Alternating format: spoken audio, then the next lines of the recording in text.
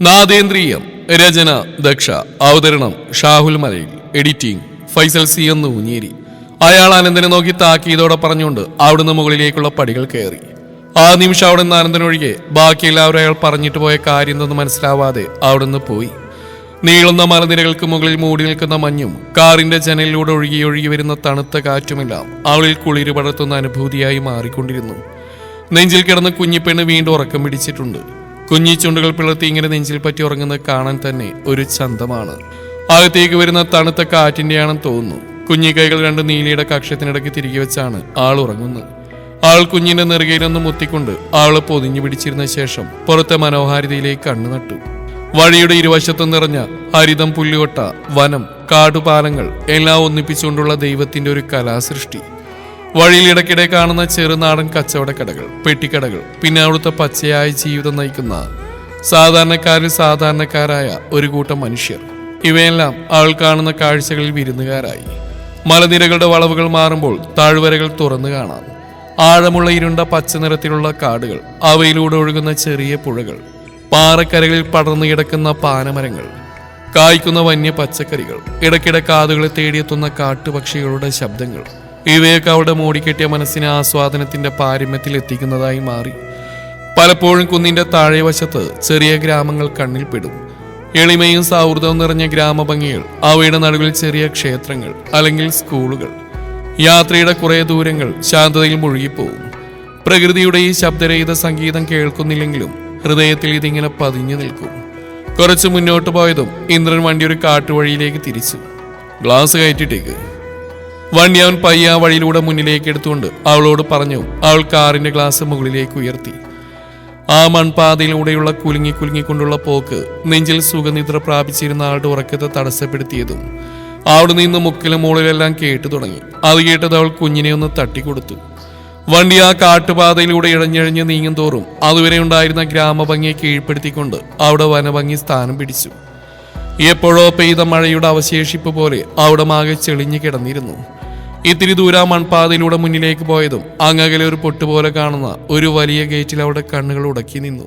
അവിടേക്ക് വണ്ടി അടുക്കും തോറും ആ ഗേറ്റും ഗേറ്റിനപ്പുറമുള്ള കാഴ്ചയും അവൾക്ക് കൂടുതൽ വ്യക്തമായി തുടങ്ങി. ഈ കാടിന് നടക്കി ഇങ്ങനെ താവളം പണിയാൻ ഇങ്ങനെ വീരപ്പനോ? അവൾ തനിക്ക് മുമ്പിൽ കാണുന്ന അത്യാവശ്യം വലിയൊരു വീട് നോക്കി മനസ്സിൽ പറഞ്ഞതും അവന്റെ കാറ് നീട്ടിയൊരു ഹോൺ മുഴക്കിക്കൊണ്ട് ആ ഗേറ്റിന് മുമ്പിലായി വന്നു നിന്നിരുന്നു. കാറിന്റെ ഓൺ ശബ്ദം കേട്ടതും എവിടുന്നോ ഒരു ചുരുളമുടി തലയും ചെറുപ്പക്കാരൻ ഓടി വന്ന് ആ വലിയ ഗേറ്റ് അവർക്കായി തുറന്നു കൊടുത്തുകൊണ്ട് ഓരോരത്തേക്ക് മാറിയെന്ന് കൊടുത്തു. ഇന്ദ്രന്റെ കാർ അതിനകത്തേക്ക് പ്രവേശിച്ചു കഴിഞ്ഞതും ആ ഗേറ്റ് വീണ്ടും മൂടപ്പെട്ടു. നീലിയുടെ കണ്ണുകൾ ആ വീടിനും പരിസരത്തിനും ചുറ്റും കറങ്ങി നടന്നു. കാടിനൊത്ത നടുക്ക് ഒരു വീടും പുരയിടവും, അടുത്തായി മറ്റു വീടുകളൊന്നും തന്നെ കാണുന്നില്ല. കാറ് പോർച്ചിലേക്ക് നിന്നും അവൾ ഇരിക്കുന്ന വശത്തെ കാർ ഗ്ലാസ്സിലൊന്ന് തട്ടിക്കൊണ്ട് നേരത്തെ കണ്ട ചെറുപ്പക്കാരൻ പ്രത്യക്ഷപ്പെട്ടത് ഒരുപോലെയാണ്. അവന്റെ ആ പെട്ടെന്നുള്ള വരവിൽ ഏതോ ചിന്തകളിരുന്നവൾ ഒന്ന് ഞെട്ടിപ്പോയി. പേടിയോടെയുള്ള അവളുടെ ശബ്ദം കേട്ടെന്ന് കുഞ്ഞുറക്കം വിട്ട് ചിനുങ്ങിക്കൊണ്ട് എഴുന്നേറ്റു. അത് കണ്ടതും ഡോറൊന്ന് പുറത്തേറിക്കൊണ്ട് ഇന്ദ്രൻ അവനോട് കയർത്തിരുന്നു. എന്താണ് കോപ്പേ നിനക്ക്? അവന് ദേഷ്യം പിടിച്ചുള്ള ചോദ്യം കേട്ടതും അവൻ തന്റെ കറ പിടിച്ച പല്ല് മുഴുവനും കാണിച്ചുകൊണ്ട് അവനെ നോക്കി നിളിച്ചുകൊണ്ട് വലത് കൈ ഉയർത്തി അവന്റെ കാടൻ തലയൊന്ന് ചൊറിഞ്ഞു. അവനെ ഒന്ന് ഇരുത്തി നോക്കിയ ശേഷം ഇന്ദ്രൻ അവൾക്ക് ഇറങ്ങാനായി അവളിരുന്ന വശത്തെ ഡോർ തുറന്നു കൊടുത്തു.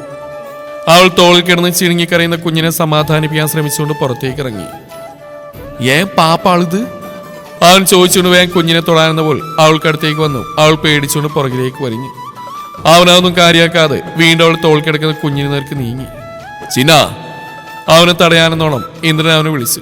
അവന്റെ ആ വിളി വരേണ്ട താമസം അവൾ ഇന്ദ്രന് നേർക്ക് തിരിഞ്ഞു. നീ ഇതിനകത്ത് സാധനങ്ങൾ അകത്തേക്ക് എടുത്ത് വെക്ക്. എന്നിട്ട് നാളെ തൊട്ട് ആ മൈലമ്മയോട് വരാൻ പറയണം. ഇന്ദ്രൻ പറഞ്ഞു. അവൻ വേഗത്തിന് തലയാട്ടിക്കൊണ്ട് നീലയെ നോക്കി ചിരിച്ചു.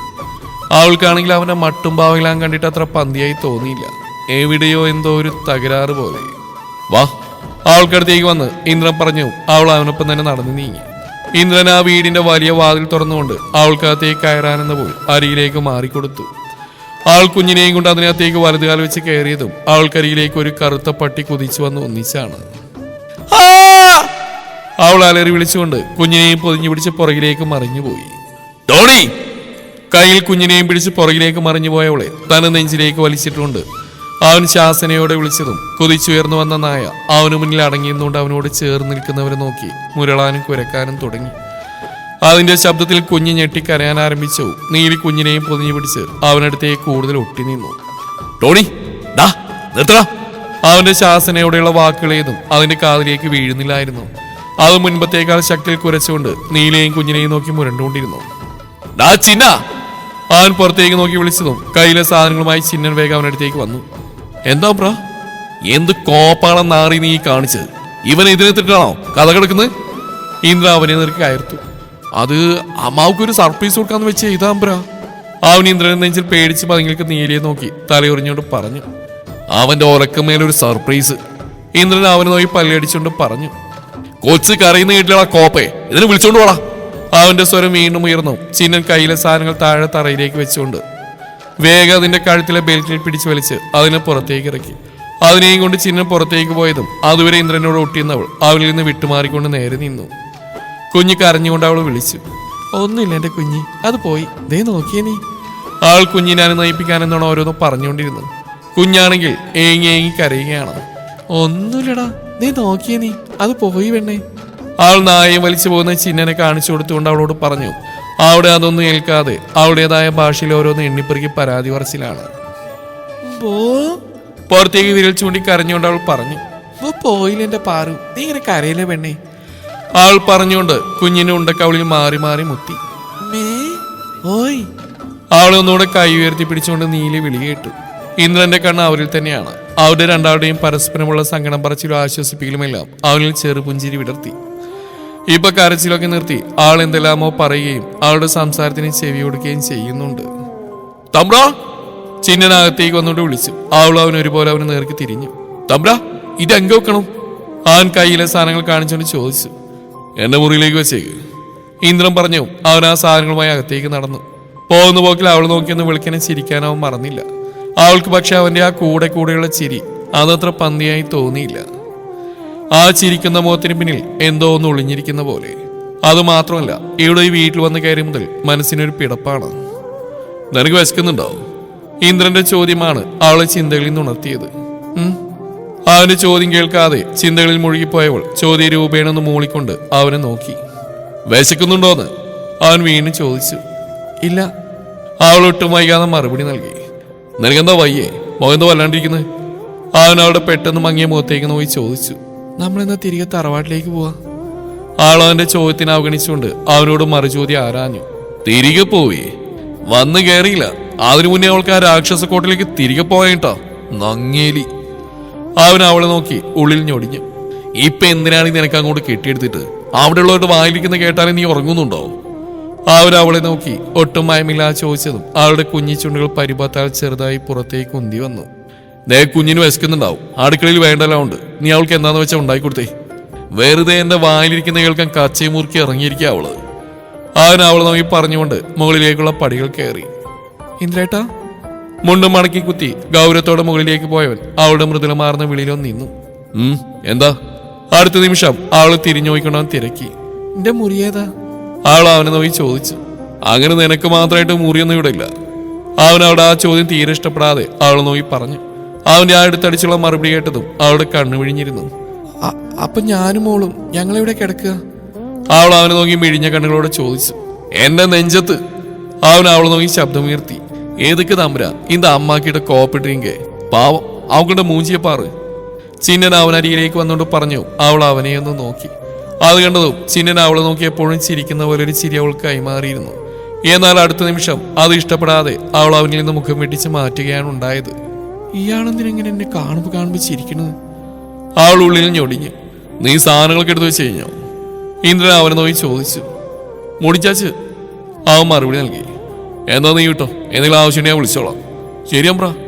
അവൻ പറഞ്ഞുകൊണ്ട് പുറത്തേക്ക് പോയി. പോകുന്ന പോക്കിൽ അവളുടെ കയ്യിലിരുന്ന കുഞ്ഞിന്റെ കവിളിൽ പിടിച്ചൊന്ന് കൊഞ്ചിച്ചുകൊണ്ട് അവളെ നോക്കി ചിരിക്കാൻ അവൻ മറന്നില്ല. അവന്റെ ആ നീക്കൊട്ടും പ്രതീക്ഷിക്കാത്തതായ കൊണ്ട് തന്നെ അവൾക്ക് ഒഴിഞ്ഞു മാറാനും ആയില്ല. ഡീ. അവൻ പോയ വഴിയെ നോക്കിന്നവൾ ഇന്ദ്രന്റെ ആ ശബ്ദത്തിലൊന്ന് ഞെട്ടി. അവിടെ മിഴിച്ചു നിൽക്കാതെ വാടിപ്പോത്തെ. അവൻ അവളെ നോക്കി പറഞ്ഞുകൊണ്ട് തിരികെ പടികൾ കയറിയതും വീർത്ത മുഖത്തോടെ അവൾ അവന് പുറകെ പോയിരുന്നു. ദേ, ഇവിടെയാണ് ഇനി മുതൽ നിന്റെ പള്ളിയുറക്കം. അവനൊരു മുറിക്കുള്ളിലേക്ക് കയറിക്കൊണ്ട് അവളോട് പറഞ്ഞു. അവൾ ആ വലിയ മുറിയൊന്നാകൊന്ന് കണ്ണോടിച്ചു. അത്യാവശ്യം വലിയൊരു കട്ടിൽ ജനലോരം ചേർന്ന് കിടക്കുന്നുണ്ട്. പിന്നെ കുറച്ചു മാറിയ ഒരു മരാലമാര, അതിനോട് ചേർന്നൊരു ടേബിൾ, പിന്നെ അതിന് കൂട്ടായ ഒരു കസേര, അത്രയുമാണ് ആ മുറിയിൽ ഉണ്ടായിരുന്നത്. ഇതിപ്പോ ഓടിക്കളിക്കാനുള്ള സ്ഥലമുണ്ടല്ലോ, അവൾ മനസ്സിൽ ഓർക്കാതിരുന്നില്ല. എല്ലാം ഒന്ന് കണ്ണോടിച്ച് നിൽക്കുമ്പോഴാണ് പുറകിൽ വാതിലടയുന്ന ശബ്ദം കേട്ടത്. അവൾ തിരിഞ്ഞു നോക്കിയതും കാണുന്നത് അവൾ നോക്കാതെ ഷർട്ട് ബട്ടൺസ് ഓരോന്ന് അഴിക്കുന്ന ഇന്ദ്രനെയാണ്. അവന്റെ പെട്ടെന്നുള്ള പ്രവൃത്തിയിൽ അവൾ നന്നായി തന്നെ പരിഭ്രമിച്ചു. ഈ സിനിമ എന്തായി കാണിക്കുന്നു? എന്റെ മുന്നിൽ വെച്ച് തന്നെ വേണം ഈ മസിൽ ഷോ? അവനിൽ നിന്ന് കണ്ണുകൾ പറിച്ചു മാറ്റിക്കൊണ്ട് അവൾ ഉള്ളിൽ പറഞ്ഞു. എന്നാൽ അവനത് ശ്രദ്ധിക്കാതെ കുളിച്ചു മാറാനുള്ള തോർത്തുമുണ്ട് എല്ലാം എടുത്ത് റൂമിന്റെ ഒരു മൂലയിൽ കാണുന്ന വാതിൽ തുറന്ന് അതിനകത്തേക്ക് കയറി. ആഹാ, ഇങ്ങനെയൊന്നും ഇതിനകത്തുണ്ടായിരുന്നോ? ഇതിപ്പോ ലാഭായല്ലോ കുഞ്ഞി, അവൾ പറഞ്ഞുകൊണ്ട് കുഞ്ഞിനെ കിടക്കയിലേക്ക് ഇരുത്തി. ശേഷം ആ മുറിയുടെ ഒരു ഭിത്തിയിൽ സ്ഥാനം പിടിച്ചിരിക്കുന്ന നീളം ക്ലോക്കിലേക്ക് നോക്കിയതും സമയം 3:30 കഴിഞ്ഞിട്ടുണ്ട്. നിനക്ക് വിശക്കുന്നുണ്ടോ? അവൾ കുഞ്ഞിപ്പെണ്ണിന്റെ കുഞ്ഞിക്കുമ്പിലൊന്ന് മുഖമുരസി ചോദിച്ചതും പെണ്ണൊന്ന് ഇളകി ചിരിച്ചു. അത് കണ്ട് അവൾ വീണ്ടും അതുപോലെ കാണിച്ചതും അപ്പോഴും കുഞ്ഞ് ആർത്തി ചിരിച്ചു. ഇവരുടെ ഈ ചിരിയും മേളമെല്ലാം കേട്ട് അകത്ത് കുളിച്ചുകൊണ്ടിരുന്നവന്റെ ചുണ്ടുകളിൽ അവരെ ഓർക്കി അത്രയും മനോഹരമായ ഒരു പുഞ്ചിരി സ്ഥാനം പിടിച്ചു. എന്റെ അടുത്തി, എനിക്കിനി വയ്യാട്ടോ, അവൻ കയ്യിലെ ചൂല് തറയിലേക്കിട്ട് ആവശ്യതയോടെ താഴേക്ക് ഇരുന്നുകൊണ്ട് പറഞ്ഞു. ഒരു ടവൽ കൊണ്ട് മൂക്കും വായും കൂട്ടിക്കെട്ടി നിന്നിരുന്നവൾ കയ്യിലെ മാറാറടിക്കുന്ന കോല് ഭിത്തിയിലേക്ക് ചാരി വെച്ച് മൂക്ക് മൂടിയിരിക്കുന്ന ആ തുണി താഴേക്ക് വലിച്ചുകൊണ്ട് അവനെ നോക്കി ചിരിച്ചു. എല്ലാ കള്ളക്കൂട്ടങ്ങളും കാരണം ചെയ്യുന്നപടി മര്യാദക്ക് ചെയ്യാതെ ഇത്രയും നാൾ എന്റെ ഏട്ടന്റെ കാശ് മുക്കിന്ന് ഓർക്കുമ്പോഴാ, അവൻ താടി കൈയെടുത്തുകൊണ്ട് പറഞ്ഞു. മുതലാളിയും കൊള്ളാം, തൊഴിലാളിയും കൊള്ളാം, ചെയ്യുന്നവനും നോട്ടല്ല, ചെയ്യിക്കുന്നവനും നോട്ടല്ല. ആൾ പറഞ്ഞുകൊണ്ട് അവിടെ കിടന്ന ചൂലെടുത്ത് അവൻ അടിച്ചതിന്റെ ബാക്കി അടിച്ചു വരാൻ തുടങ്ങി. എന്റെ ഏട്ടൻപൊട്ടനെ പറഞ്ഞാൽ മതിയല്ലോ, ആ കാണുന്ന തടി മാത്രമേ ഉള്ളൂ, തലക്കകത്തൊന്നുമില്ല, പോങ്ങനാ. അതിപ്പോ അങ്ങനേക്കാൾ കൂടുതൽ നീയല്ല ഇവിടെ ഉണ്ടാവുക, അപ്പൊ നീ വേണ്ട ഇതൊക്കെ ശ്രദ്ധിക്കാൻ, അവൾ ചോദിച്ചുകൊണ്ട് തന്റെ ജോലി തുടർന്നു. ഓ, ഇപ്പോഴേ അങ്ങയുടെ പക്ഷം ചേർന്ന് തുടങ്ങിയോ? അവൻ അവളെ നോക്കി ചുണ്ടുകൂട്ടിക്കൊണ്ട് പറഞ്ഞു. അവൾ അവനെ നോക്കി കണ്ണുരുട്ടി. ഞാൻ ആരുടെയും പക്ഷം ചേർന്നല്ല, എനിക്ക് തോന്നിയ കാര്യം പറഞ്ഞു എന്നേ ഉള്ളൂ, അവൾ അവനെ നോക്കി കടുപ്പിച്ച് പറഞ്ഞുകൊണ്ട് തന്റെ ജോലി തുടർന്നു. അല്ല, ഞാനേ ആലോചിക്കുകയായിരുന്നു. എന്ത്? അവൾ മുഖമുയർത്തി നോക്കാതെ അവനോട് ചോദിച്ചു. ഏയ്, അത് ഈ കൊടുങ്കാറ്റും പേമാരി ഒരുമിച്ച് വന്നാലേ അത് താങ്ങാനുള്ള ശക്തി എനിക്കും മനക്കുണ്ടോന്നേ, അവനൊന്ന് കുത്തി പറഞ്ഞു. അവൾ കാര്യം മനസ്സിലാവാതെ അവനെ നോക്കി. ഇപ്പൊ ഉദാഹരണത്തിന് ഏടത്തിന്റെ ഏട്ടനെ കെട്ടിന്ന് വിചാരിക്കുന്നില്ല, അങ്ങനെ ഒരു കാര്യം ഉണ്ടാകാനേ പോകുന്നില്ല, അവൾ അവനെ കൂർപ്പിച്ച് നോക്കിക്കൊണ്ട് പറഞ്ഞു. ആര് കെട്ടിയില്ല, ആ ചൊറിയും ചേനയെ മാത്രമേ ഞാൻ കെട്ടൂല, അമ്മാതിരി ചൊറിച്ചില്ല നിന്റെ ഏട്ടനെ കാണുമ്പോ, അവൾ അവനെ നോക്കി പല്ലടിച്ചു പറഞ്ഞുകൊണ്ട് തന്നെ ജോലി തുടർന്നു. സപ്പോസ് നിങ്ങൾ കെട്ടീന്നിരിക്കട്ടെ, അവൻ വീണ്ടും പറഞ്ഞു. എനിക്ക് അങ്ങനെ കെട്ടണ്ടാന്ന് പറഞ്ഞില്ലേ? എനിക്കത് ഓർക്കാൻ കൂടി വയ്യ, അവൾ തലയുടഞ്ഞുകൊണ്ട് പറഞ്ഞു. കുറച്ചേരം അങ്ങയുടെ വായിലിരിക്കുന്ന കേട്ടാ തന്നെ എടുത്ത് ആറ്റിലിടാൻ തോന്നും, അത്രയും തങ്ങപ്പെട്ട സ്വഭാവം അങ്ങേർക്ക്, അവൾ പുച്ഛത്തോടെ പറഞ്ഞു നിർത്തിയതു. അതിനാര് കെട്ടുന്നടി യക്ഷി നിന്നെ? നീ ഇവിടെ പൊരനിറഞ്ഞ് മൂക്കി കൂടി പല്ല് മുളപ്പിച്ച് നിക്കലേ ഉണ്ടാവുള്ളടി വടയക്ഷി, മേഘൻ പറഞ്ഞുകൊണ്ട് മുണ്ടു മടക്കി കുത്തി അവൾക്കടുത്തേക്ക് വന്നു. സുഭാഷ്, ഇനി ഇവിടുന്ന് ശരിയാവില്ല, മുങ്ങുന്നതാ നല്ലത്, കുളത്തിൽ മുങ്ങി കിണറ്റിൽ പൊങ്ങാം, സ്വയം പറഞ്ഞിട്ട് രുദ്രം പതിയോടുന്ന് വലിഞ്ഞു. എടിയടി ബൊമ്മി തലച്ചി, നിന്നെ ഇങ്ങോട്ട് കെട്ടിയെടുത്ത് എന്റെ കെട്ടിയമ്മയായിട്ട് വാഴിക്കാറാണെന്ന വല്ല പൂതിമോടെ മനസ്സിൽ കയറിയിട്ടുണ്ടെങ്കിൽ അത് നിന്റെ ഒടുക്കത്തെ പൂതിയായിട്ട് ഇരിക്കത്തേ ഉള്ളൂ. എടി, കാശ് കൊടുത്ത് ആരെങ്കിലും കടിക്കുന്ന പുളിയനുറുമ്പിനെ വാങ്ങുമോ? യു, അവൾ അവന് നേർക്ക് വിരൽ ചൂണ്ടിക്കൊണ്ട് ദേഷ്യത്തോടെ പറഞ്ഞു. അത് വേണ്ട, വിരല് ചൂണ്ടിയുള്ള സംസാരം അത് വേണ്ട, അവൻ തന്നെ ചൂണ്ടുവിരൽ ഉപയോഗിച്ച് അത് താഴ്ത്തിക്കൊണ്ട് പറഞ്ഞു. അവൾ അവനിൽ ദേഷ്യത്തിൽ കഴുത്തൊട്ടിച്ച് മാറ്റി. ഓ, അവള് വലിയ തിലോത്തമ വന്നിരിക്കുന്നു. എടി, ഈ മേഖലൊന്ന് വിരലിൽ ഒടിച്ചാ നല്ല മണി പോലുള്ള പെമ്പിളേരും കിട്ടും. അതിനൊക്കെ വേണ്ടാന്ന് വെച്ച് നിന്റെ ഈ ആളെ കൊല്ലുന്ന സൗന്ദര്യവും ചൊറി സ്വഭാവം കണ്ട് നിന്റെ പുറകെ ഒളിപ്പിച്ചു വരാൻ മാത്രം അത്ര പോങ്ങനൊന്നല്ല ഞാൻ. അതുകൊണ്ട് എന്റെ യക്ഷി കുഞ്ഞങ്ങ് സമ്മതിച്ചേക്ക്. വെറുതെ വേണ്ടാടി, 4 നേരം നിനക്ക് വലിച്ചു കുടിക്കാനുള്ള ചോര നിനക്ക് ഞാൻ ഫ്രീ ആയിട്ട് തരാം, അത് എന്റെ സ്വന്തം കഴുത്തിന്ന്. നീ എന്തു പറയുന്നു? അവന്റെ ആ വാക്കുകൾ അവൾ അതുവരെ അടക്കി പിടിച്ച ദേഷ്യം കെട്ടുപിടിച്ച് പുറത്തേക്ക് ചാടിയെന്നു. അവന് നേരെ ഒച്ചയെടുത്തുകൊണ്ട് കയ്യിലെ ചൂല അവനെ നോക്കിയെറിയലും അവൻ അതിൽ നിന്ന് ഒഴിഞ്ഞു മാറി പുറത്തേക്ക് ഓടിയിരുന്നു. ഇഡിയറ്റ്! പുറത്തേക്ക് ഓടിയവനെ നോക്കി അവളുടെ ചുണ്ടുകൾ ഉരുവിട്ടതും വാതിൽക്കൽ ചിരിയോടെയുള്ള അവന്റെ തല വീണ്ടും പ്രത്യക്ഷപ്പെട്ടു. അതെ, ഞങ്ങൾ ഈ തമ്പുരാക്കന്മാരെ കെട്ടുന്നതിന് മുന്നേ കട്ട ബ്രഹ്മചര്യം അനുഷ്ഠിക്കുന്നവരാ. അതിന്? അവൾ അവനെ നോക്കി പല്ലടിച്ചോണ്ട് ചോദിച്ചു. അതിന്, അവൻ പറഞ്ഞുകൊണ്ട് അവൾക്കടുത്തേക്ക് അടിവെച്ച് നടന്നെടുത്തു. അതിനെന്താടോ? അവൾ അവന് നേരെ ശബ്ദമുയർത്തി. അല്ല, ഞാൻ പറഞ്ഞേ ഉള്ളൂ, ബാക്കിയൊക്കെ നിന്റെ ഇഷ്ടം. അവനൊരു താളത്തിൽ പറഞ്ഞു. വാട്ട്? അവൻ പറഞ്ഞ് മനസ്സിലാവാതെ തന്നെ നെറ്റി വിളിച്ചു. ഹ, ഇങ്ങനെ വിളിച്ച് നിൽക്കാൻ ഇതൊക്കെ ഒന്ന് മറച്ചു പിടിക്കേണ്ട പെണ്ണെ, വെറുതെ മനുഷ്യന്റെ തപസ് ഇളക്കാനായിട്ട്. അവൻ പറഞ്ഞുകൊണ്ട് അവളുടെ ഇടുപ്പിന്റെ ഭാഗത്തെ സാരി ഒന്ന് ഉയർത്തിക്കൊടുത്തു. അവളുടെ കണ്ണിപ്പോൾ പുറത്തേക്ക് ചാടുമെന്ന അവസ്ഥയായി.